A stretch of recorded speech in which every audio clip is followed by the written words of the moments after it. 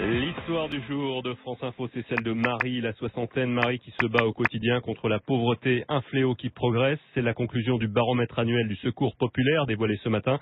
Plus de 4 Français sur 10 disent avoir déjà vécu une situation de pauvreté.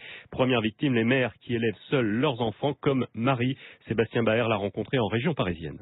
À 64 ans, Marie a d'abord connu une vie de rêve avec un mari très riche, un appartement de 300 mètres carrés à Paris, des résidences en bord de mer et à la montagne et une voiture avec chauffeur.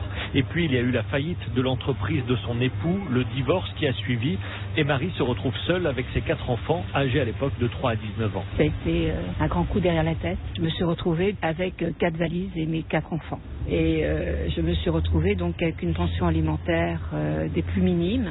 Ça a été la chute libre, ça a été le déclin total. Femme au foyer, Marie, qui à l'époque a 46 ans, ne trouve pas de travail. Elle emménage avec ses enfants dans un appartement de 40 mètres carrés. Pour survivre, elle enchaîne les petits boulots, les heures de ménage et doit se débrouiller avec 700 € mensuels. C'est le système D. Vous allez acheter de la viande dans le 18e parce que c'est moins cher. Vous faites aussi les fins de marché, mais en dehors de chez vous, puisqu'il ne faut pas qu'on vous voit. C'est aller voir aussi dans les bacs sortent les grands magasins. Vous vous dites, mais mon Dieu, je suis tombée très bas. Et puis Marie doit supporter les regards parfois suspicieux de ses amis.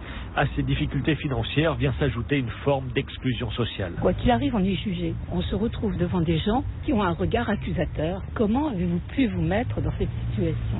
C'est une question que j'entends tout le temps. Les gens ne vous regardent plus, vous les croisez dans la rue, ils ne vous reconnaissent pas, ne vous saluent pas, détournent la tête. Vous devez véritablement ne pas montrer aux autres dans quel désarroi vous êtes. Les gens ne comprennent pas que vous avez tout eu et que vous n'avez plus rien. Marie va aussi au Resto du Cœur pour l'aider à payer son loyer. Ses enfants font régulièrement du babysitting. Un système d'entraide familiale s'est mis en place, mais après plusieurs années de galère, Marie se sent fatiguée. Il y a une usure qui se fait. Parce que vouloir toujours montrer que vous êtes bien, que vous êtes ci, que vous êtes ça, c'est usant. Nos problèmes nous hantent tout le temps, 24 heures sur 24.